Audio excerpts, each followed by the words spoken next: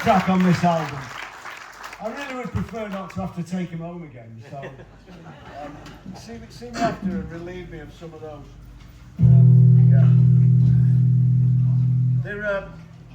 The CDs are £10 or £9 signed.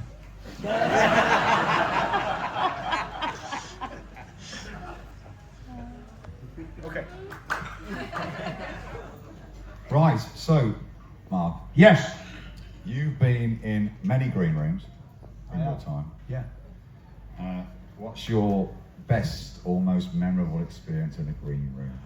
My best experience in a green room was at I was doing a gig at on one of the outer stages at Glastonbury, but that meant that I was still allowed to get into the main dressing room when it was a lot smaller, and I was absolutely starving, and there was one portion of shepherd's pie left, and as I went to grab the last portion of shepherd's pie, another hand came over to grab the portion of shepherd's pie, and it was Nick Cave. Now you need, if you're doing an interview thing, to follow up the question. Me.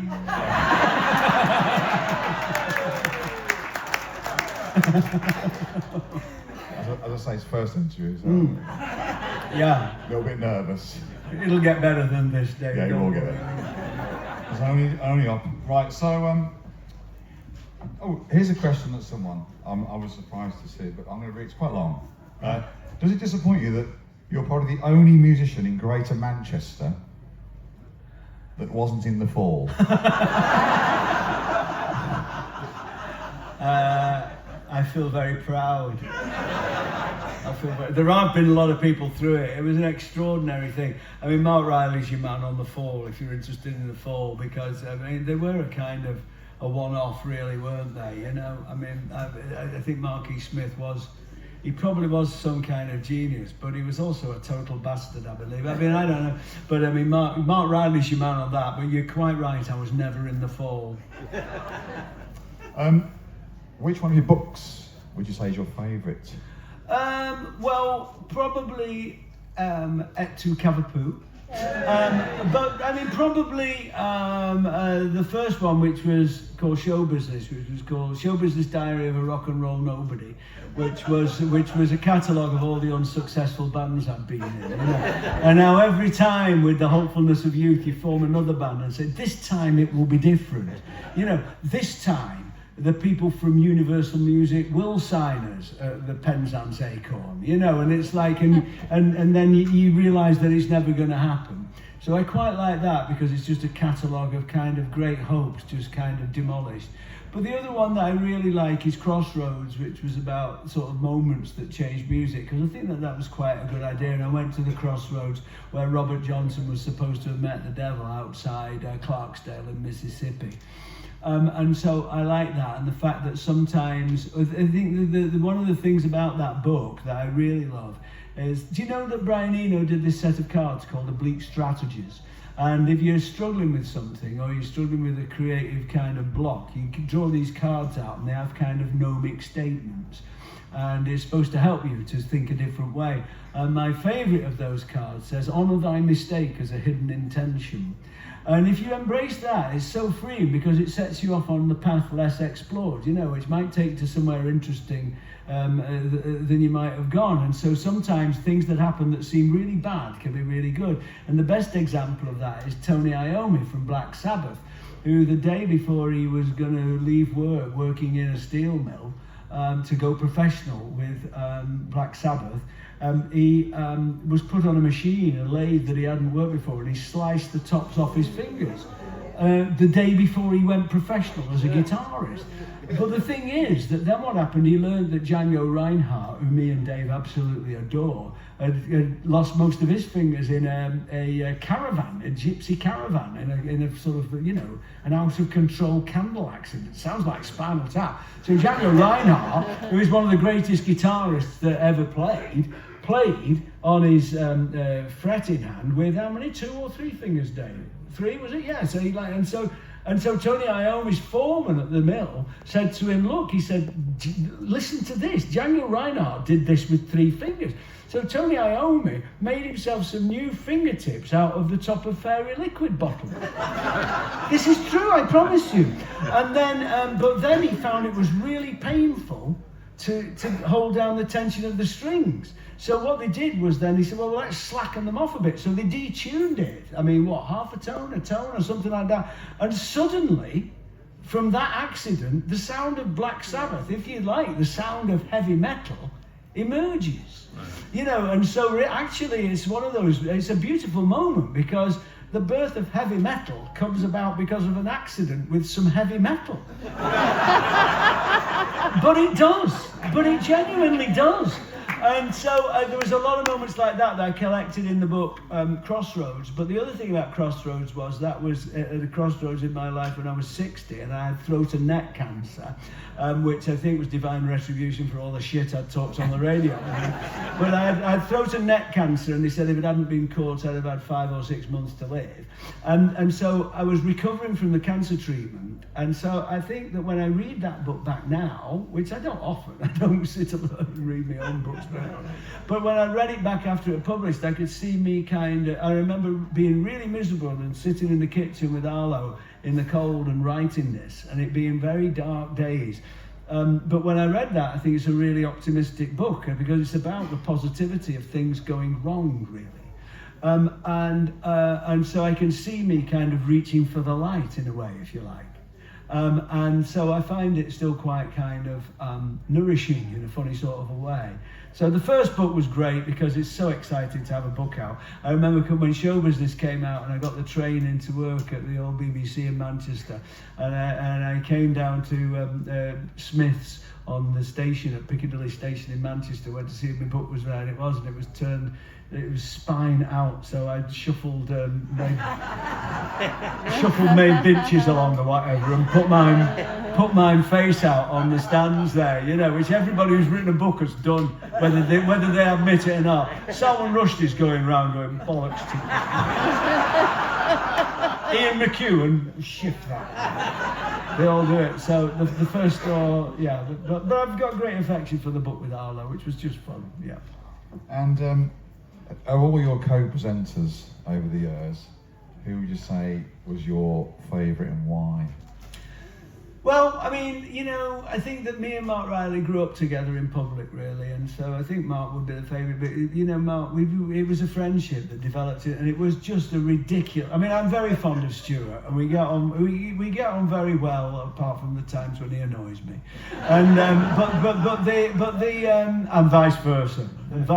But we get on very well, and we still make each other laugh. But me and Mark, really, he was working as a record plugger, so he was promoting records, and I was a producer for Radio 1 in concert. And this thing just kind of, we thought, well, this can't last long. Someone's given us free rein to do what we want on the radio. We thought this will last about kind of 6 weeks.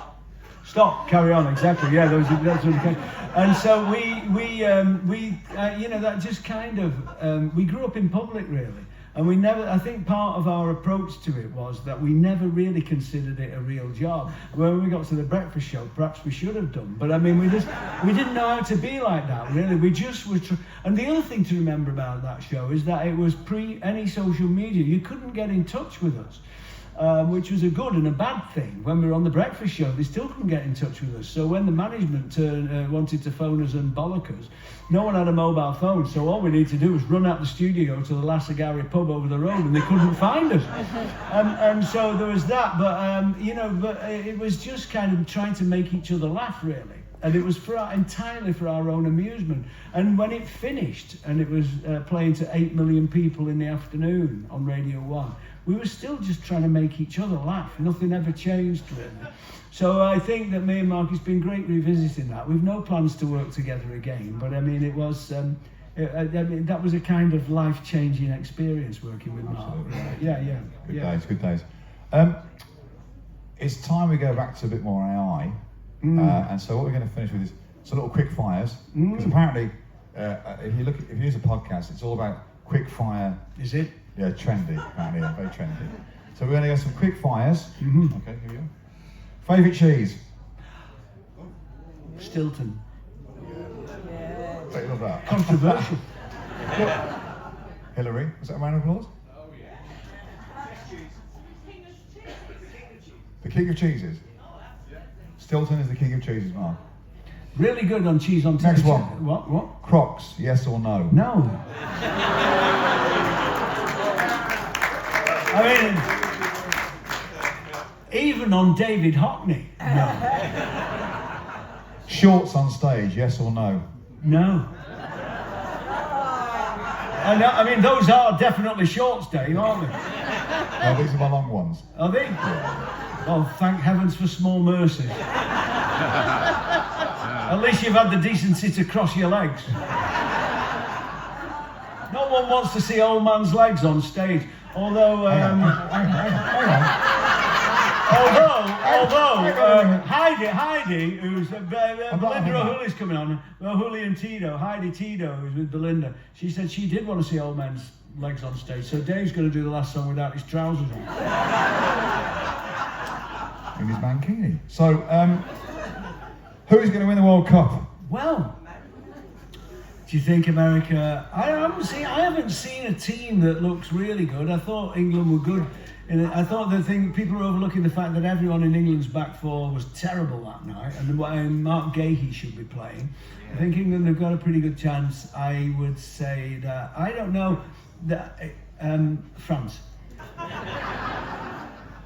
Marmite, love it or hate it? Now, good question, because this is the thing that I take issue with. That Marmite is, people say, oh, it's a Marmite moment, a Marmite thing, you love or hate it. Marmite, I don't mind it. I mean, it's like I don't love or hate it. It's all right, It's like, again, very good as a base level on a proper Welsh rabbit or cheese on toast. Very good. I don't like it on its own, but mixed with Starbucks, in fact, do a good cheese and Marmite sandwich. They do. They do. Yeah. Just throwing it out to the audience. Marmite, love it? Yeah. Hate it? Yeah. Not bothered either way? Yeah. Hello. Just like the intro, that was on it. No matter what you say. No matter what you say. I know it's a ridiculous one. It's obvious. Cats or dogs? Next one. First celebrity crush? Sandy Shaw. Mine was Sally James. Yeah, that ages us, doesn't it? And most of the boys will know why. Children, cover your ears. I'm not going to say. Sweet or savoury? Savoury. I agree. Good. That makes me think I've been on the right track all these years, Dave. It's affirmation, though. It's affirmation. That's good. Yeah. It's all about affirmation. It is. I feel a Night out or night in? In. And me. Afternoon out. My idea of a good night out is lunch. This is. This is perfect. This is perfect. Me and Dave, we're staying down the road. As soon as we get this stuff done, we've got the rest of the day to, I might go, honestly, I might have 3.5 today. All right, 3. First ever vinyl record you bought? Black Sabbath, Master of Reality. Last vinyl record you bought? The last vinyl record I bought was by, who was it now? It was by Gregory Alan Isaacoff. Do you know him? He's a kind of dark Americana guy from Boulder, Colorado. He lives in Boulder, Colorado, but he's South African. And his last album, Appaloosa Bones, which me and Dave both absolutely love, we went to see him at the Albert Hall in Manchester, and he's fantastic. So that, yeah, and I heartily recommend it. First vinyl album I ever bought was The Goodies. Bad choice. Funky Gibbon. Was that an album? I also bought Chirpy Chirpy Cheep Cheep. Classic of its kind. I only moved into popular music when I was 26. I'm joking now. Finally, first gig you went to? The first gig I ever went to was Hawkwind at Bolton Institute of Technology. I wouldn't have had you down for Hawkwind. BIT. Well, Bolton Institute, it was the only place where there was live music on growing up in Bolton, and also it was run by students, so you could get in and drink at about 14 years old, and so I still have a great affection for Hawkwind, and Dave Brock's still going, and he's now 139. So that's good. So yeah, Hawkwind. Yeah. Talking of live music, a song? Great. All right. We'll do one more song and then we'll let you go on your way. Can I just say, I love this festival. I love seeing you. I love being here. And like I was talking about venues and everything, it's down to the passion and belief of one person. And the great little kind of festivals are as well. And that one person here is Dave. I mean, he has loads of help. He has loads of help. But it does come down to him continuing to do this thing, and that's why we're here. So thank you, Dave. We love you. Mr. Mark Radcliffe.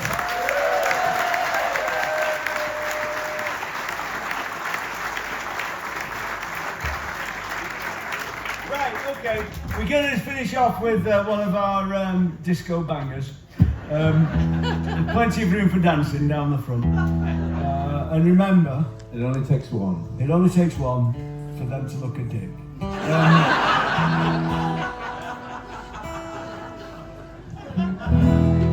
So this is an audience participation song. I know, but you only have to do 2 words. This is about drinking at the Mark Addy on the banks of the River Irwell. Do you know the Mark? Okay, it's not there anymore. If you don't know the River Irwell in Manchester, it's rather like the Loire, but with more shopping trolleys in it.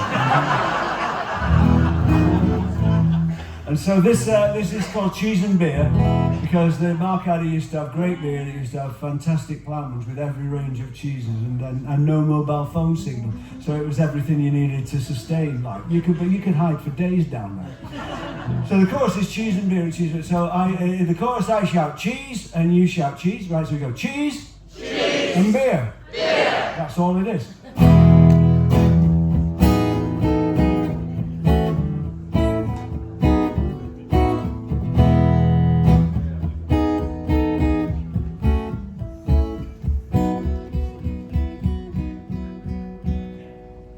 Down by the jetty, with the river sliding by, and the good ale sliding down as darkness drifts across the sky, and a filthy, dirty drizzle, that's the colour of the soil, making patterns in the rainbow pools of oozing motor oil. Another afternoon that ended on our hands and knees, with a head full of damage, trouble floating on the breeze. Someone had a birthday, someone went down on one knee. We were struggling to keep secret what was plain for all to see. Here we go. Cheese, cheese and beer. Beer. It's safe going our own ways, and I'm always drinking in those times as I drift all down the day. The riverboat from Salford Quays came up the wash again. The rat came up to feast on crumbs, then it went back down the drain. The boys in suits went back to work, we stayed to take the air. The boys in suits came back at 6, but we were all still there. Cheese, cheese and beer, beer. It's safe going our own ways, and I'm always drinking in those times as I drift all down the days. Come on, Dave.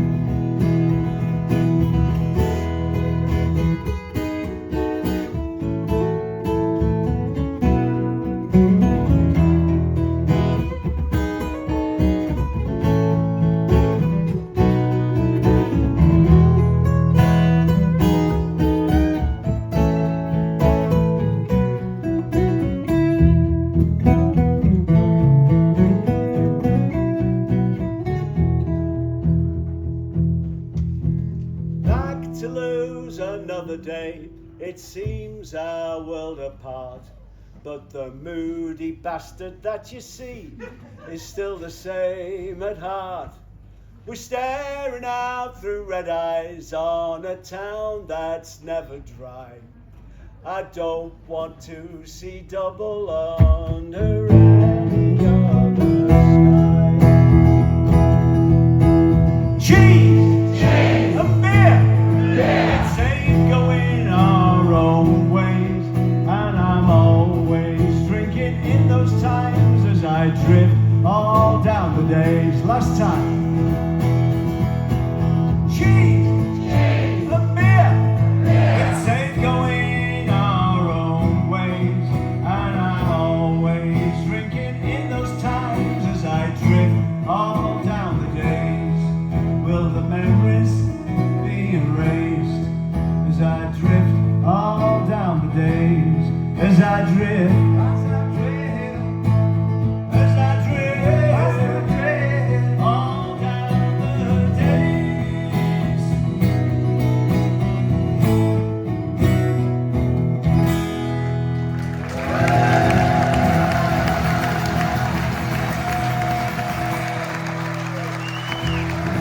We've only done 3 songs and we brought our guitars, so if anyone wants a private concert anywhere, just let us know. We're tarts, we'll come and play for you.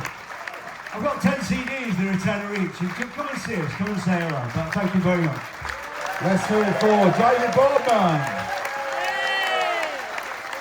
Let's hear it for Arlo. And most importantly, the legend himself, Mr. Mark Radcliffe. We'll see you very soon on the main stage coming up back here in Acoustic. Have a great festival. Thank you for coming.